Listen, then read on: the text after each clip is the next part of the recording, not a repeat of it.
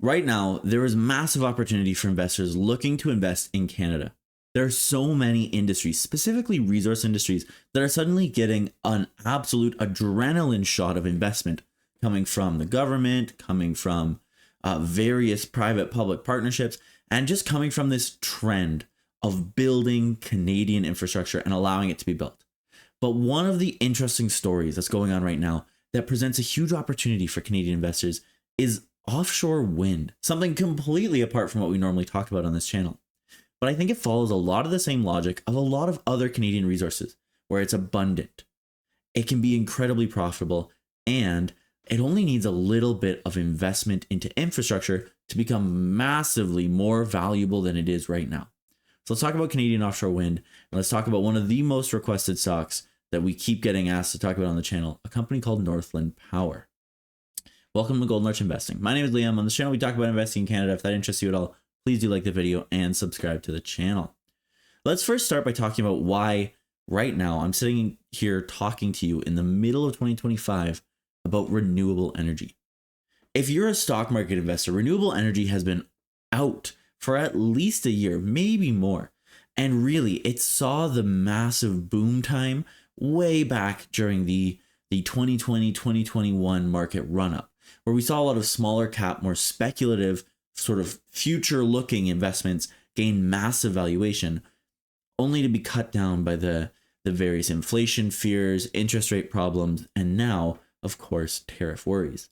Another major problem that has come up for a lot of these companies is the dramatic shift in the United States away from a lot of these sort of greener policies. And you could argue that we're seeing a very similar shift here in Canada, where we're seeing more investment into our conventional energy or our oil and gas versus our renewable energy. But there is one news story that I think definitely bucks this trend and shows why maybe offshore wind specifically does have a pretty huge opportunity. And we're going to start this by talking about the same meeting we talked about last week, where all of the Canadian first ministers, so the premiers and the prime ministers, sat down in a room in Saskatoon and basically hashed out a bunch of really important national interest projects, or honestly mega projects, that they thought could boost Canada's economy. And specifically, I want to talk to you guys about the one that the Nova Scotia premier brought to the table. And it's now being called West Wind. I'll show you the CTV article on this. So you see here, Nova Scotia premier pitching ambitious West Wind offshore wind energy project. This was his response to the energy superpower rhetoric coming out of the prime minister. The Conservative premier of Nova Scotia, Tim Houston, is floating the idea of dramatically ramping up the province's nascent offshore wind energy industry. In an online video released earlier this week, Houston said he's hoping Carney's Liberal government will support a new mega project the premier has dubbed West Wind. Right now, Nova Scotia is on the edge of a clean energy breakthrough, the progressive Conservative premier said on the slickly produced video. We've been handed a golden ticket. We cannot afford to let this moment pass us by. Does this ring any bells for anyone? Immediately when I saw this, okay, Conservative premier talking to the Liberal government about having a huge energy opportunity and just needing a little bit of infrastructure to make it viable. It sounds just like Danielle Smith in Alberta talking about oil. Just obviously a completely different kind of energy. His plan calls for construction of enough offshore wind turbines to supply 27% of Canada's total demand for electricity. Crazy, hey? And he says that it is not a stretch. The video was released with little fanfare on Monday, a day before Canada's provincial and territorial leaders pitched their wish list for major projects at a meeting with Carney in Saskatoon. Carney says projects deemed in the national interest could get fast-tracked approval. Meanwhile, Houston's government has yet to release any details about how much his proposed project would cost. I think the idea here would be to have it built by a company, just like any other energy project in Canada, with maybe the transmission line specifically, the actual infrastructure to get the energy out of Nova Scotia being the thing the government would have to step in on. He says Nova Scotia cannot undertake an offshore wind project of this magnitude on its own, and leveraging this opportunity will require national level consolidation of resources and industry development strategy, significant federal support. Statement said the new turbines can be built within the next 10 years. Nova Scotia has no offshore wind turbines, but the province is in the process of licensing a project that could produce up to 5 gigawatts of electricity by 2030. This new plan calls for private and government funding to pay for construction of enough turbines to generate 40 gigawatts of electricity, 8 times greater than the projects now on the drawing board. As well, Houston says a cross-country cable would be needed to get that electricity to other markets. 100% true. And they're talking cross country, but if we're talking 10 years to build, wouldn't it be reasonable too to see this integrated and sold off to the United States? So many of Canada's electricity projects are like this. Think about hydroelectricity out of Ontario or Quebec. A lot of it gets sold down to the US. It's a huge population base right there. I know it's not popular right now. I know. But interesting at least. He says it's going to transform their economy, create jobs and support families, be a game changer. He renewed his support for the now defunct Energy East project, which called for new oil pipelines stretching from Alberta to New Brunswick. Was shelved in 2017 amid mainly the sort of opposition from politicians, let's be honest. And of course, the people of Quebec and Indigenous groups. Meanwhile, the Prime Minister has made it clear Ottawa is ready to spend big money to protect Canada from the ongoing trade wars. Sure, the point is to build the certainty, building these catalyze enormous investment to make Canada an energy superpower. Right? They found in March 5 areas suitable for offshore wind development. Why does this story matter to us, though? Well, it matters because there is huge opportunity right now in Canadian offshore wind energy. I mean, clearly they have 40 gigawatts of electricity potential. That is a significant amount. They're talking about not quite, but almost a third of Canada's electricity needs. And think about the investment, the sort of the boom for construction workers, for designers, and of course, somebody's got to be there running it. And when you get big projects like this, in a space like this, you might get a single private partner, but you're much more likely to get several. It's what we've seen in a lot of these big mega projects where you see several private partners step up. And I think one of the partners that might step up was a company called Northland Power, which has been, again, requested many, many times on this channel. And these guys are in the offshore wind energy space, but they also represent sort of a model for offshore wind energy. And they have a huge potential as an investment thanks to all sorts of factors. So let's talk about that. I have for you here a really interesting article about Northland Power, which talks about the undervaluation, the resilience to tariffs, and its positioning for growth. Specifically, it talks about how they have minimal US exposure, how they've completed a bunch of projects, and that despite high operational risks, their diversified renewable assets and investment in offshore projects ensure long-term growth and stability. DCF gives them a target price of 26.66 Canadian dollars, up from the price of publication of 18.74. Right now, it's sitting just above 20. This article was published just a little while ago, back in April. Northland Power is a Canadian IPP focused on the development, construction, and operation of offshore wind farms, which again, I could see them being one of the people at the table for this West Wind energy project. I believe that the recent downturn in the financial markets triggered by the tariffs imposed by the Trump administration may represent an excellent entry point for Northland.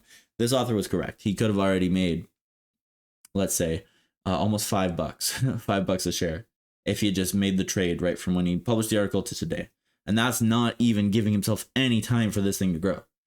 The company has low exposure to the US market, but only owns 220 megawatt onshore wind farm in New York State and has no projects under construction in the short to medium term. Moreover, the company is characterized by strong revenue stability, generating more than 90% of its revenue from contracted sources, a portion of which is indexed to inflation, making it resilient even in a potentially adverse economic scenarios. On the operational side, 2 huge onshore projects, Hai Long and Baltic Power, will be completed between 2026 and 27, with the Oneida storage battery system will boost revenue growth and operating income, adding, according to management estimates, about 600 million Canadian dollars in adjusted EBITDA, 200 million adjusted free cash flow.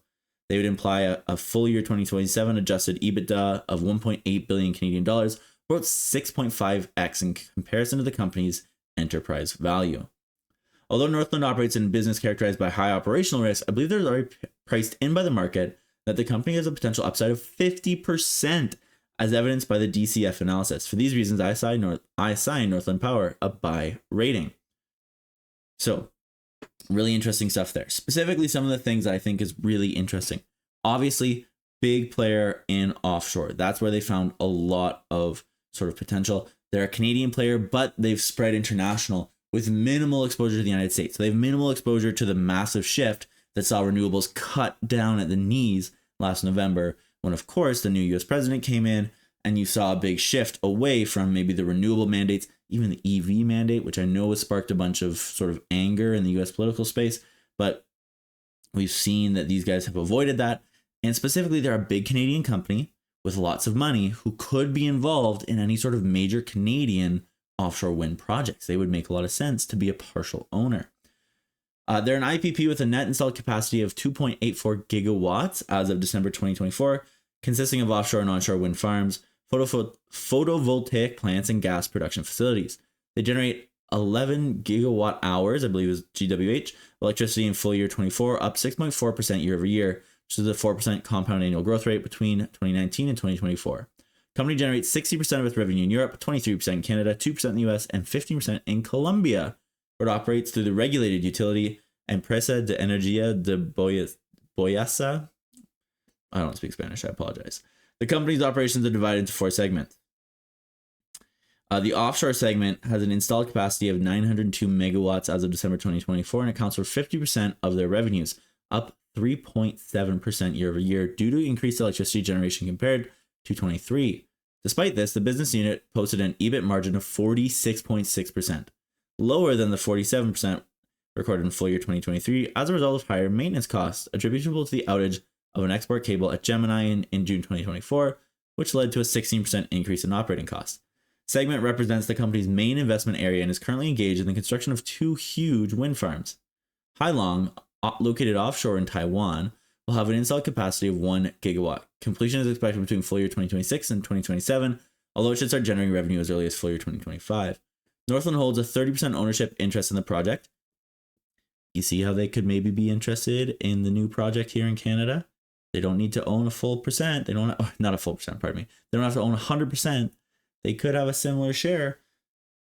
And they continue to take a lead role in the project's construction operation. Hai Long 2A benefits from a 20-year PPA with Thai Power, while Hai Long 2B and 3 have secured a 30-year PPA with an investment-grade counterparty. The total cost of the project is about 9 billion Canadian dollars, of which 5 billion is financed by non-recourse debt, 1 billion from pre-completion revenue, and the remainder through equity investments by the project partners, Northland, Gentari, and Mitsui & Co. Northland's share in the project is expected to generate average adjusted EBITDA between 230 and 250. So I want to zoom out right here for a moment.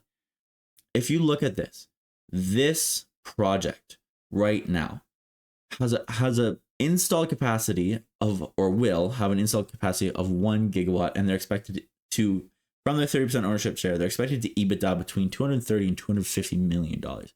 Now, if we imagine a 40 gigawatt project, and let's even say they only take a 30% share of one of the several 5 gigawatt projects, well, all of a sudden you could be looking at $1 billion. Is that fair? $1 billion in EBITDA from their ownership stake. And you might be asking, well, hey, why would they get the deal? There's only so many Canadian offshore wind generating experts out there. And yes, there are some that might be maybe better positioned from maybe a political standpoint or, having bigger backers. But you got to assume that big names in the space like Brookfield are going to take some chunks, but there's going to be a lot for companies like this who are experts in the space, can run it really efficiently, know what they're doing, have projects all over the world, and now can benefit from huge government investment. I just think there's an opportunity. I haven't seen any stories specifically naming them, but if you see this project go through, man, it's not long before you see these guys on the list. Baltic Power is located offshore in Poland, has an installed capacity of 1.1 gigawatts and expected to be completed by full year 26. Northland holds a 49% ownership in the project through a JV with Orlen, who got 51. Cost of the project, about 6.5 billion Canadian dollars, will be remunerated through a 25-year euro-pegged and inflation index CFD with the government of Poland. Northland's share in the project is forecast to generate an average adjusted EBITDA between 300 and 320 million Canadian dollars. Again, shows kind of the model that we're looking at for this project in Canada. You would expect to see Northland there with the others, looking to bid, looking to get in, maybe get some sort of similar, government funded, government sponsored package to get in on that deal. Onshore business. I'm definitely less interested in this, but it's important. If you're looking at the business, if you want to invest in this, it's important to understand. Their onshore business has an installed capacity of 968 megawatts of onshore wind and 247 megawatts of solar farms as at December 2024. The business unit accounted for 20.3% of Northland's full year 2024 revenues, which is up 9.9% year over year as a result of the full year contribution from New York wind projects and higher wind resources, partially offset by lower solar resources in Spain. Segment recorded an EBIT margin of 38.78% in full year 2024, compared to 39.38% in full year 23. So clearly you can see that their margins are lower for the onshore projects than the offshore projects. Hence why I'm very bullish on the offshore stuff and only, somewhat bullish on the onshore stuff. But it is important, it is valuable, and big assets, right? 968 megawatts of wind, right? It contributes 20% of their revenues. It is important. In March of 24, they completed the sale of the 130 megawatt La Lurcha solar facility for consideration of 205 million Canadian dollars. It's in line with the strategy of developing onshore assets with the aim of selling them, raising capital, or using the cash generated to finance the development of offshore assets, which require a significant amount of capital but are characterized by higher expected returns. They're completing the construction of a 250 million Oneida storage system in Ontario, with a facility due for completion in full year 25. Project roughly 70% controlled by the company, generates 60% of its revenue from a 20-year contract with Ontario's independent electricity system operator. The remaining part of the revenue will come from electricity selling at market price. Estimated cost is 800 million and is expected to generate about 40 million of average adjusted EBITDA. Natural gas and utility. The efficient natural gas segment has an installed capacity of 723 megawatts and generated 13% of the company's revenue in full year 24, down 6.4% year over year due to lower natural gas prices and reduced operating availability as a result of plant outages. This segment is the only one with steady decrease in installed capacity and hence in revenue. Despite this, the growing demand for electricity has prompted Northland's management to change its strategy, expecting a new strategic investment in the segment as early as November 2024. It completed a 23 megawatt capacity expansion at the Thorold gas plant in Ontario, the $40 million investment. Decision to pursue new investments in gas facilities will enable the company to leverage its experienced team of gas professionals using short-term capital to generate cash flows that will fund the development of long-term offshore renewables projects. The recent appointment of Christine Healy as CEO has given the new impetus to this approach. Indeed, in the Q4 conference call, the new CEO highlighted the relevance of gas to meeting the rising demand for base load capacity caused by drivers including data centers, reshoring, and electrification. One of the best things about natural gas. I know we talk about natural gas a lot on the channel, but one of the best things is that it is a great base load power. And people have talked about maybe nuclear taking on some of that role, but right now, especially in Canada where we have so much of this stuff and it's abundant and it's cheap, using it makes a lot of sense. Particularly when you're thinking, okay, this company is now combining these gas facilities with these major offshore facilities that maybe will have a more interrupted pattern. They have these major storage facilities, which are super important to make renewables work at all. Efficient storage is still something we're working on as a civilization here on Earth. But I think the more efficient we get with it, the better we get these projects. The more we do, the better it will be. Because then we could see these offshore projects sort of flood the system and then it gets stored and then return over time. Obviously, we've seen that as a challenge with different kinds of renewables, particularly here in Canada. I mean, I live in Alberta. It's pretty sunny here most of the time, but you got to admit, in the winters, the sun sets at 3 p.m. So when you're looking at these renewables companies, different renewable assets are very different. Obviously, offshore wind and solar energy onshore are very different projects, but having some of these gas facilities, some of these storage facilities helps make them a much more secure supplier for things like data centers, reshoring manufacturing, electrification. Right? You've seen things like steel mills being electrified over the last little while. If we can get big projects like this giant offshore wind farm in Nova Scotia, well, all of a sudden these guys' experience with the sort of the handling that challenge becomes increasingly more valuable. And again, there's opportunities for them to take a role there where they could work with this mega project as a part of it, and you could see huge expansion.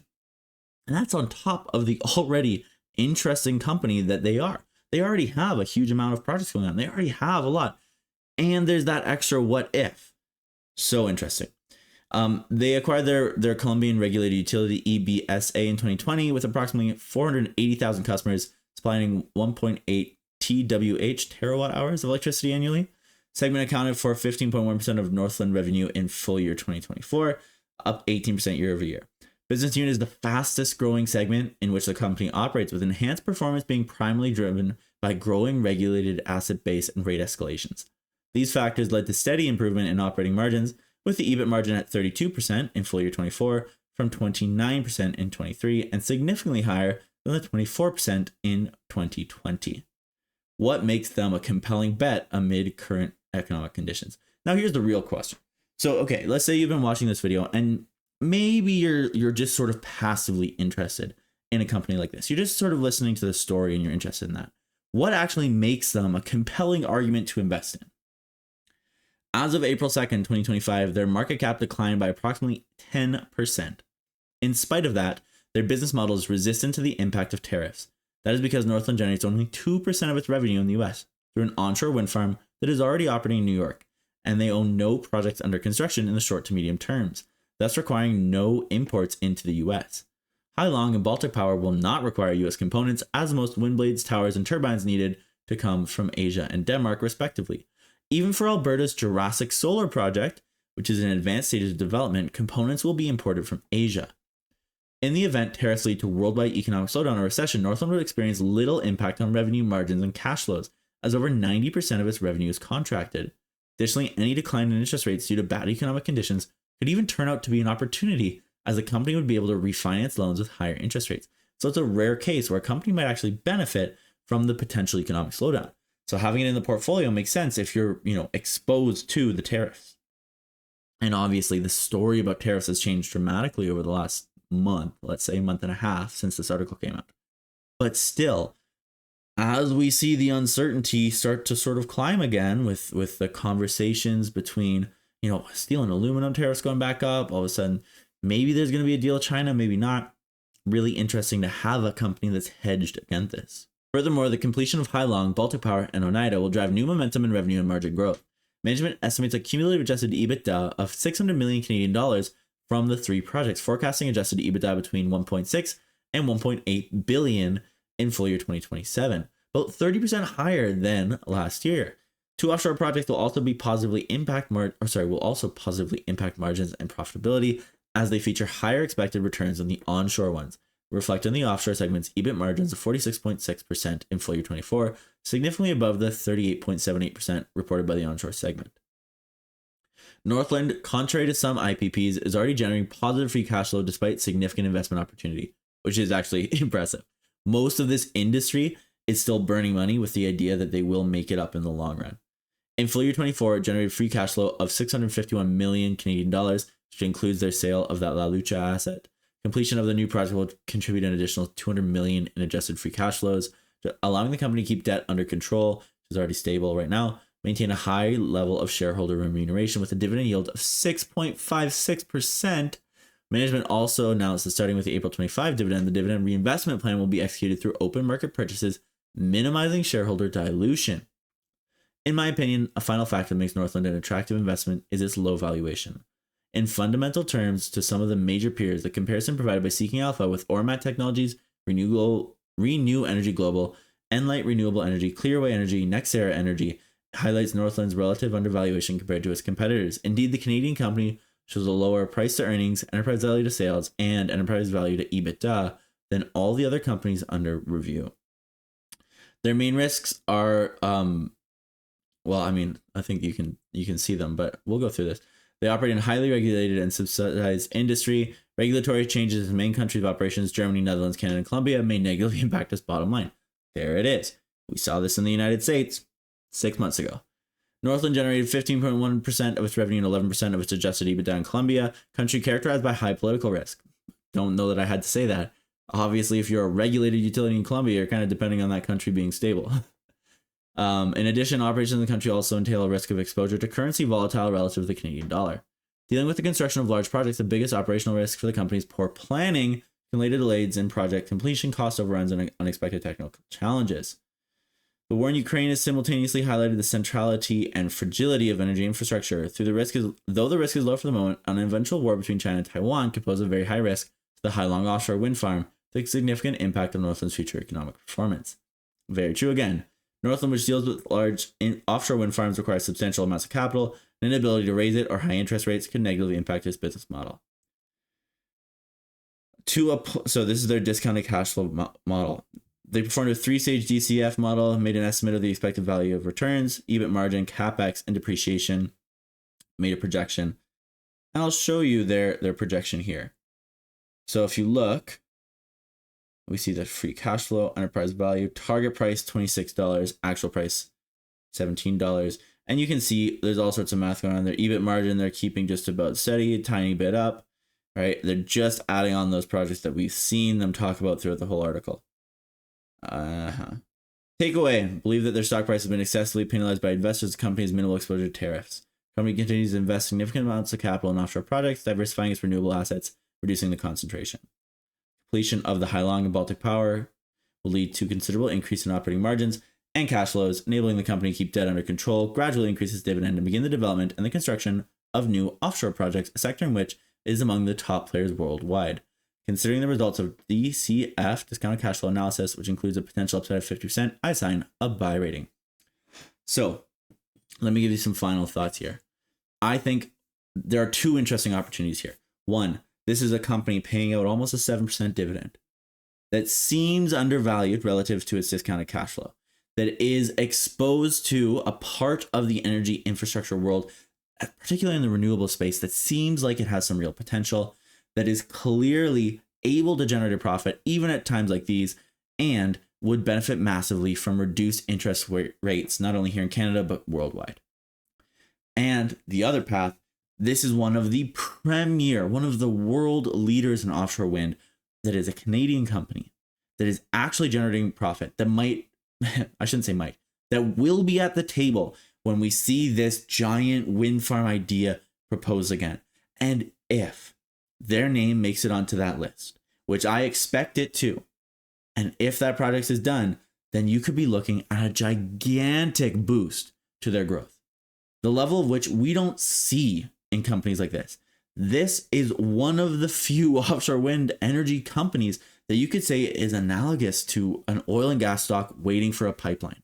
The same kind of massive company-changing returns are possible for this company thanks to this Nova Scotia project, as would be possible to so many E&Ps in Alberta thanks to a new pipeline.